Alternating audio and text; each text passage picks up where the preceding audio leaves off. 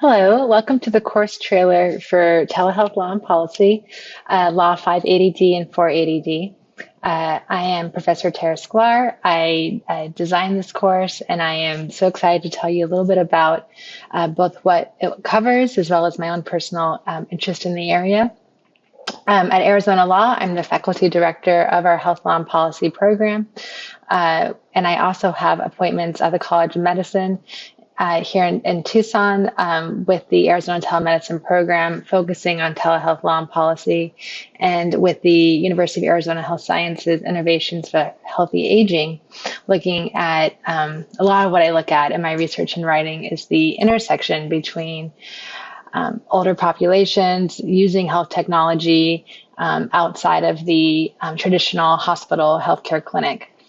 And what we'll do, we will discuss that in this course, along with just in general how this whole area of healthcare is evolving and changing through telehealth and other virtual care options, and where the law and policies at both the federal, state, and also at local levels can help advance that or act as barriers, which is basically the meat of the course. But I will describe that in more detail as you hear about our 6-week journey that we go on every summer.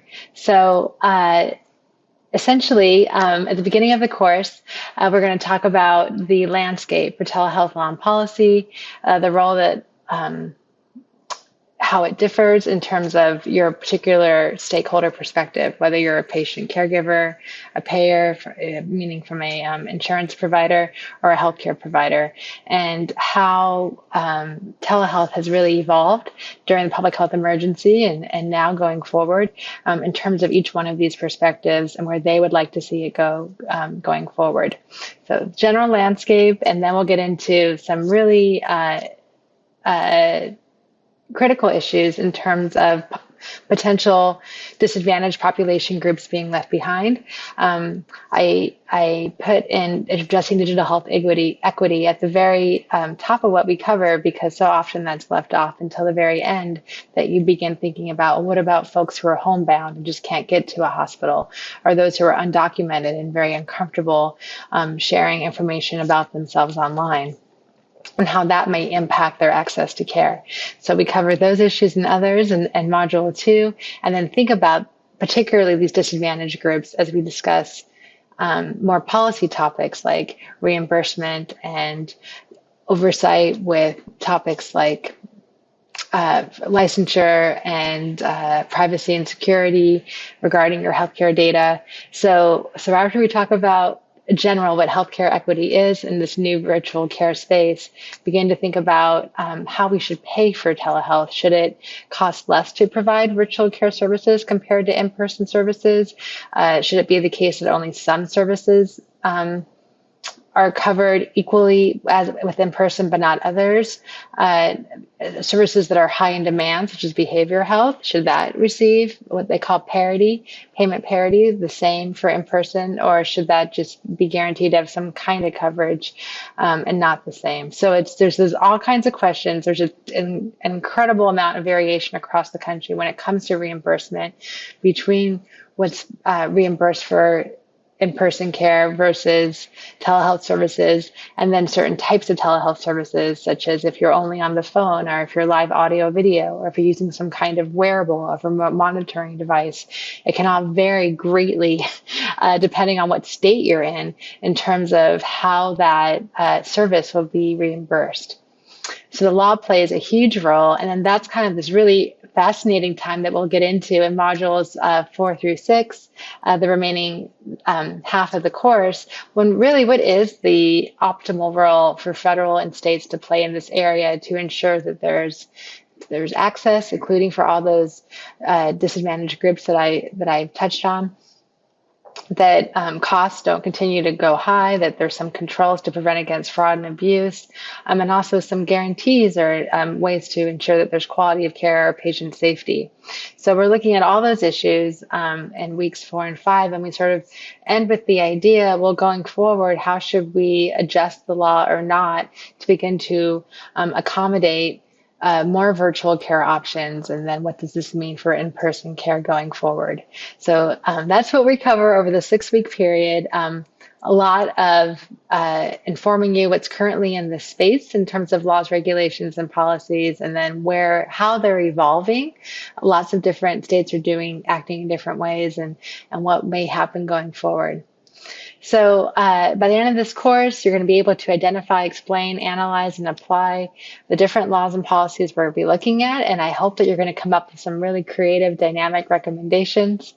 And in doing so, thinking about it from particular population groups, whether it's insurance payer, a regulator, a patient, a particular kind of patient, different regions, particularly rural areas where virtual care has historically and continues to play a very outsized role, and not just at the moment, but going forward 3, 5, 10 years from now, what is this space going to look like? So I've tried to make it as exciting and engaging as possible through a range of different resources. You won't just be required to read long articles, but rather there are a number of videos that are assigned, including some introduction modules from me at the start of each week, along with what's happening at major conferences and webinars in this area, and then some reading, but not all articles. Some from news outlets, policy briefs. There's a lot of information that's from credible sources that I'd like to expose you to, and then a little bit of websites and playing around if you were to plug in information. What would the outcome be, and some podcasts. So a range of tools to really help you stay engaged with the course material. Also, importantly, a range of assessment types. So each week you do respond to a discussion board post. I've tried to make them as potentially personal or professionally meaningful as possible, based off what you'll be either watching or reading during that week.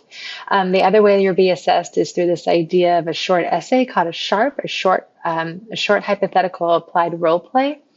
Where we have them in 2 different weeks, looking at digital equity and also at the role of professional licensing boards and how they can ensure patient safety as well as access to care from out-of-state providers. So 2 short essays there. And then lastly, and this is sort of the overarching idea behind this course, is essentially what is a 6-week research project. Will you start in the very beginning, thinking about an overall topic and outline of your choosing. I'll work with you to refine it, reiterate it, go through a first draft and a second draft until you have your final paper. So a topic within this area that you'd really like to know more about. I absolutely encourage to have a very substantial, meaningful product at the end of the course. So this course, Telehealth Law and Policy, is part of the Health Information Privacy Compliance and Data Security Certificate. We have a number of other courses in health information technology and biomedical informatics. I encourage you to go to the link and look at any other topics that may interest you in that area. And then these courses can be applied to the certificate, and that can then be applied to a Master's of Legal Studies, or if you are already in another degree here at the U of A, whether it's your JD or PharmD or MBA, MHA, you can hopefully apply the credits from this course and others towards that degree. And I also very much encourage you to join our overall health law and policy community, where we have regular events, mostly virtual, but also in person, increasingly so in Tucson, Phoenix, and where I am based in Washington, D.C. And we also have a number of course trailers, such as this one, where you can really get a sense of the instructor, what will be covered in the course before you sign up. So with that, I would love to see you in my class, Telehealth Law and Policy, offered every summer, and any other classes within the Health Law and Policy portfolio you might be interested in. You have an email to law.healthcare@arizona.edu. So please contact us with any questions if you need help with registering, and my own personal as well, a personal email as well. So I look forward to hearing from you, and thank you for your time.